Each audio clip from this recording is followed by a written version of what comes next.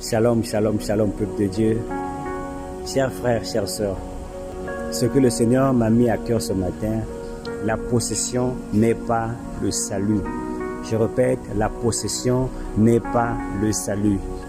Aujourd'hui, bien-aimés dans le Seigneur, beaucoup de frères et de sœurs évaluent leur vie chrétienne par rapport à leur possession. Alléluia. Par rapport au bon mariage qu'elle a reçu, par rapport au voyage qu'ils ont eu. Bien-aimés, la possession n'est pas le salut. Arrêtons de nous tromper. Tu peux avoir beaucoup de possessions, mais ton âme est encore loin du Seigneur. Alléluia. Être un serviteur de Dieu ne fait pas de toi quelqu'un de sauvé. Prêcher la parole, alléluia, avoir un don spirituel, avoir des dons spirituels, avoir un poste de l'église ne fait pas de toi quelqu'un de sauvé. Alléluia. Mais c'est la vie de la parole que tu vis après avoir exercé ses fonctions. C'est la vie de la parole, la vie de Jésus qui se manifeste en toi après avoir reçu toutes ses bénédictions. Arrêtons de nous séduire.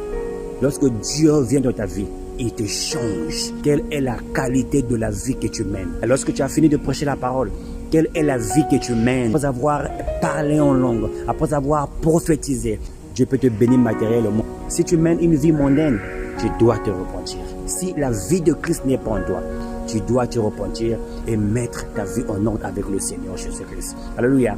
Dieu, lorsque Dieu te rencontre, il change ta nature, il change ton comportement, il change tes habitudes, il change tes réactions. Tu deviens une personne nouvelle. Alléluia. Les gens qui t'ont vu auparavant, lorsqu'ils te verront aujourd'hui, ils vont se rendre compte que quelque chose s'est passé dans la vie de cette personne-là. Jacob, lorsqu'il a combattu avec l'ange et lorsqu'il est ressorti de la présence, les gens se sont rendus compte que Jacob ne marchait plus de la même manière. Alléluia. Je répète, la possession n'est pas le salut. Beaucoup de frères et de sœurs évaluent leur vie chrétienne par rapport aux possessions qu'ils ont eues de ce monde. La possession n'est pas le salut.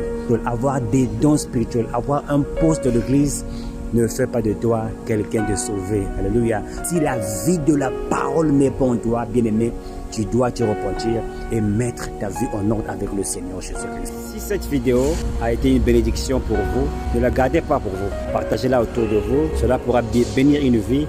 Cela pourrait sauver une âme. Il est vivant. Il est ressuscité. Qui? Jésus. Shalom, shalom, shalom la famille chrétienne.